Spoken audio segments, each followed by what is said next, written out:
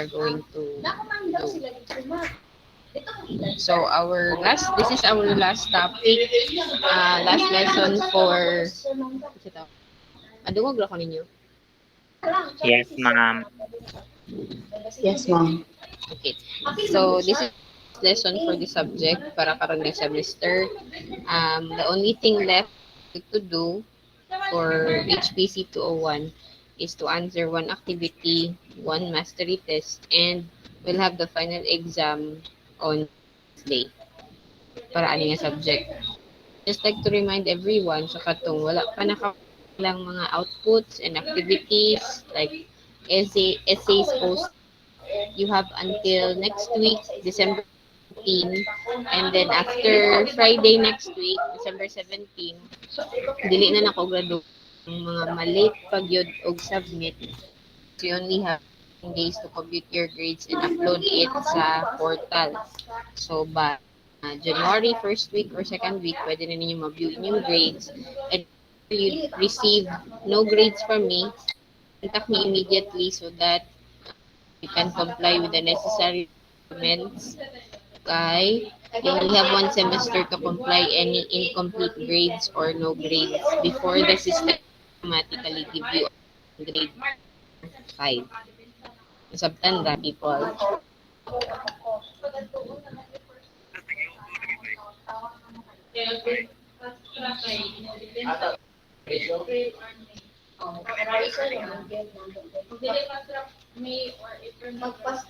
Tanda ko, people.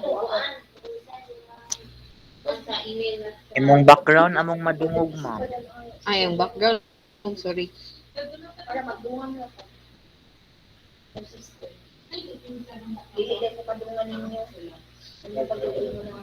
So, balik. You have until next week, December 17, to comply with the necessary requirements inyong mga katong mga pa nakasubmit og activity o mga outputs na kinahanglan i-submit through Google Classroom. Pwede pong mag-pass 17, tagaan gyapon ako grado. Although late na siya, and of course expect deductions for late submission. After December 17, we have 14 days kami instructors with 14 days to submit your grades. So makita na ninyo siya by January next year before inyong mga.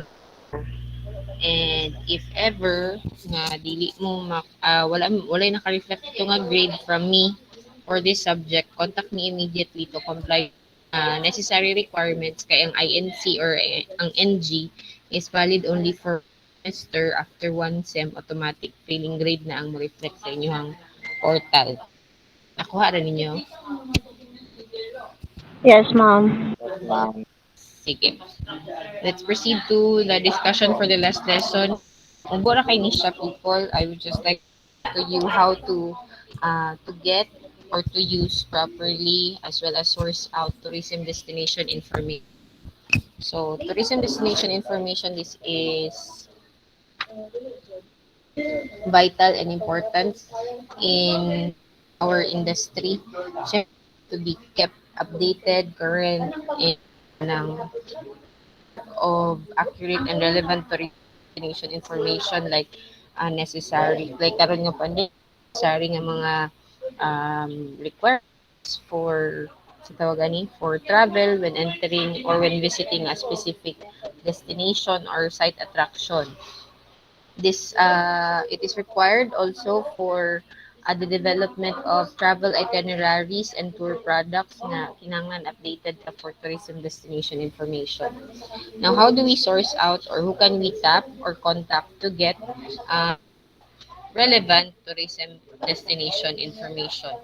So we have here four categories of sources of tourism destination information. We have the industry people, brochures, journals, as well as publications and other sources. So dito tauna sa industry people. Kaning industry people, kanina silang those who are within the tourism and hospitality industry. They could be industry principals or wholesalers, tour operators, national tourism organizations, sales representatives, and travel agents.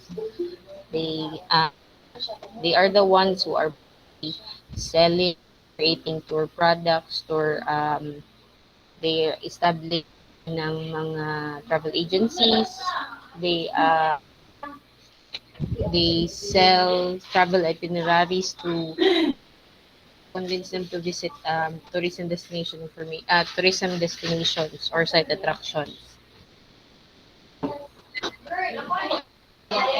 So kani silang mga industry people, they have first-hand experience with the destination or the attraction. Therefore, provide legitimate, accurate, and information about the destination, like schedule sa opening, what are the fees nga kinahanglan bayaran upon entrance of the tourist, mga yun anang information.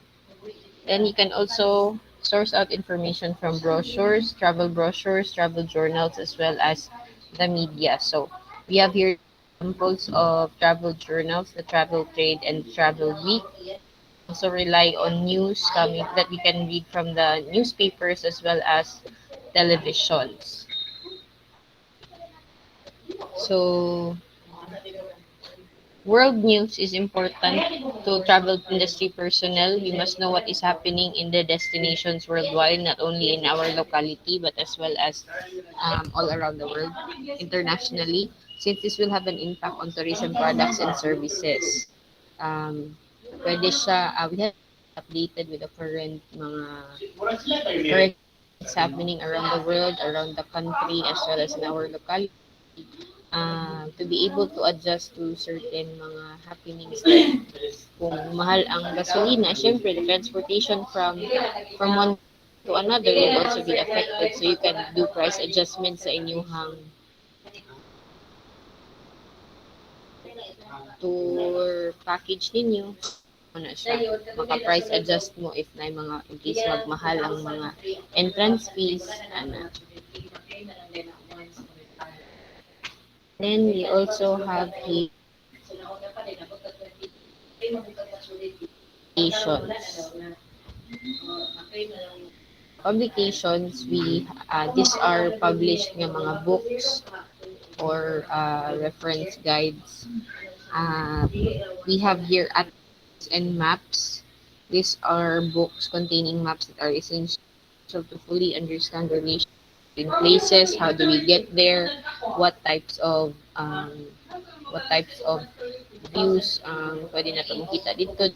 Typically, daghan bag river dito, daghan bag dagat dito, daghan bag mountain dito. What are the activities that we can in relation to the geographic status of the space of the place that we plan to visit or that we plan to sell to tourists. We can also rely on guidebooks for information. Um, these are reference books and other destination publications like the World Travel Guide.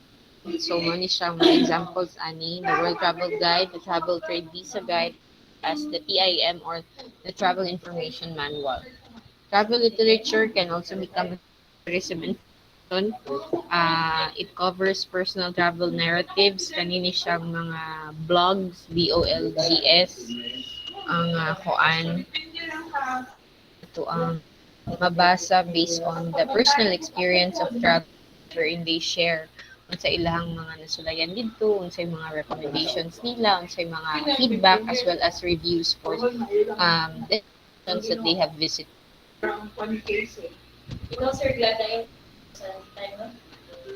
So, may siya yung mga possible sources. They're divided into four categories with further sub-levels. So, muna siya pwede na to i-tap or i-connect or with the following to gain more information about a specific destination. Now, how do we update our with destination knowledge? We can do in research, formal research. For informal research, this is generally research happening more by action. Scroll ka sa Facebook na cover na destination or new information updates about well-known destination. Like, we found out nanay swimming pool sa Tambunan, yun ana ka scroll ka and the friend posted picture can you visit sila dito. So that's an informal form of research.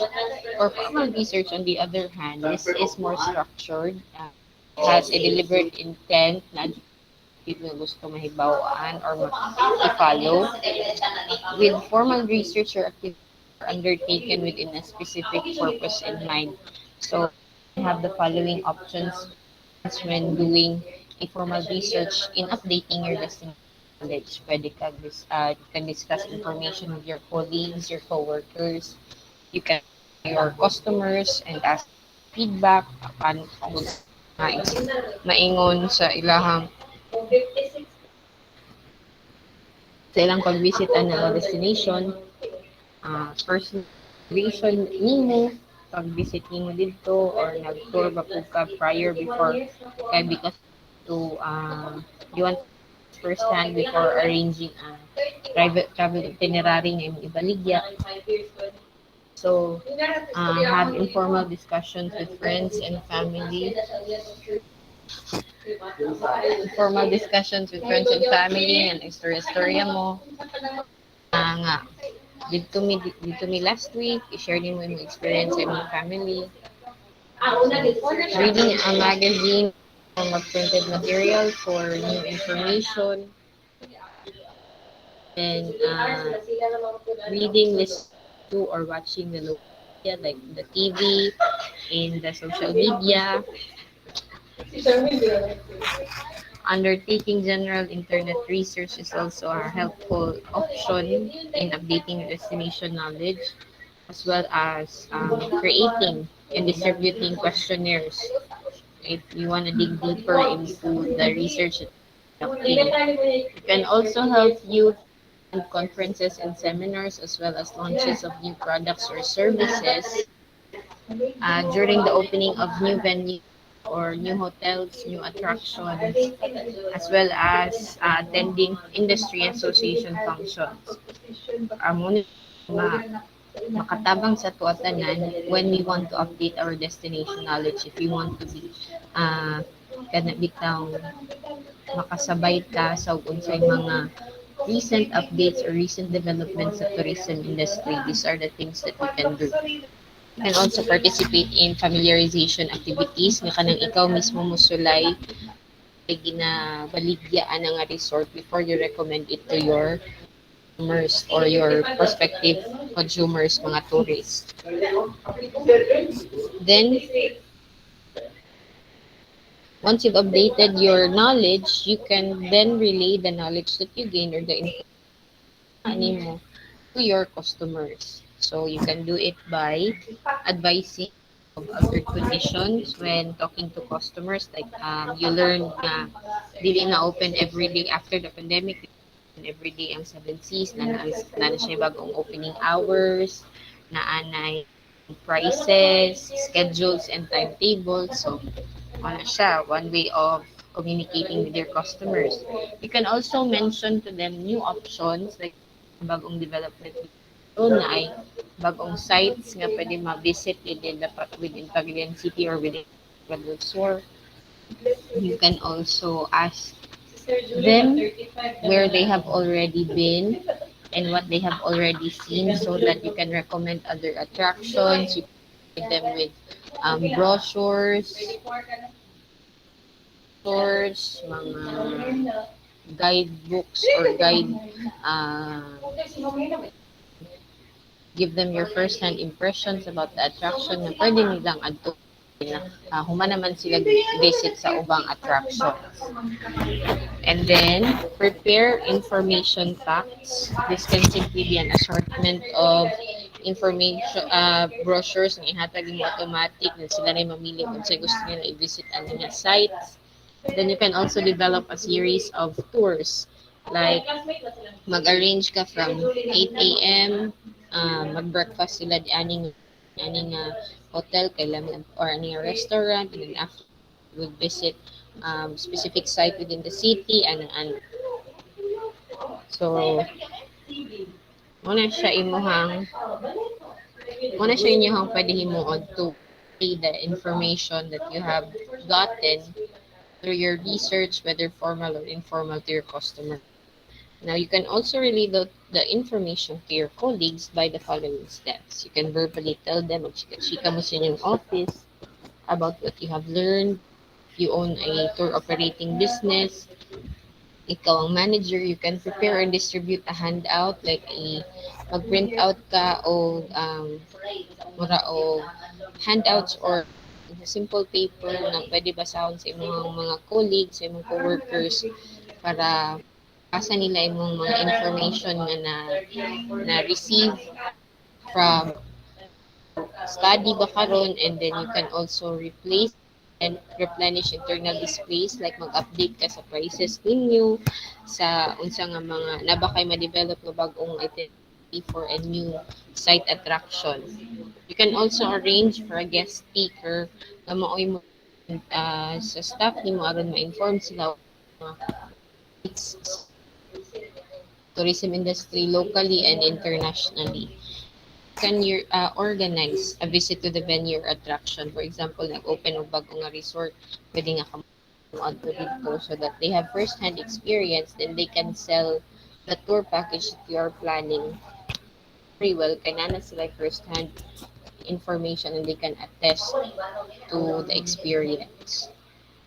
So now you have to remember also that if in sharing information to your, whether it's to customers or to colleagues, dapat i-remember pod nato nga kanang we have to make sure na ang information nga atong gi-relay is always correct, true, relevant, um, also current, dili siya outdated, kay basi mapalaw ang ato ang relayhan sa information, madaot ang reputation sa inyong tour operating business. You also have to remember that there are certain information nga dili aware ang atuang customers, like kanang culture sensitivity, magpataka sila sulod-sulod ato nga mga municipal with kanang exotic na mga fund, and then they do not pay attention to the local culture or the local government's mga policies. So apil na siya dapat sa information nga inyong i-relate. You have to be you do have to double check always the information na inyong pagawas from your, especially if you own a business that caters to tourists, so dapat legit yung information, kaya you yourself would feel bad if ikaw ang mabiktima on misinformation. So that's the end of our discussion. As I said, mubo ra gyud siya. You just tell your classmates that I will upload the video. Mag-download po ni siya go dugay-dugay pa. So maybe on Monday, and then as well as the activities, the quiz, and then further adjustments will be made sa GC para sa ito ang final exam. Do you have questions?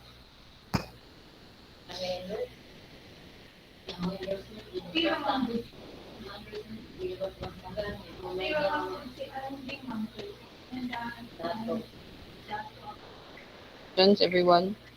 If there are no further questions, thank you for your participation the whole semester. Muna ni siya tong last online class. Then I will see you sa final exam.